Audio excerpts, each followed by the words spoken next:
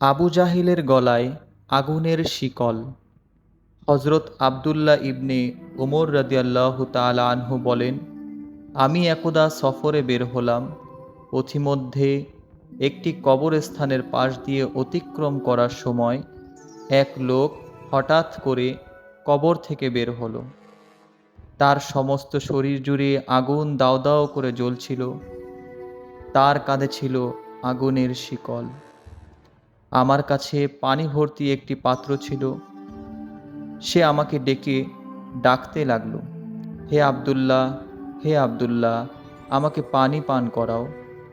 আমি ভাবলাম সে হয়তো আমাকে চেনে, যার কারণে আমার নাম ধরে ডাকছে।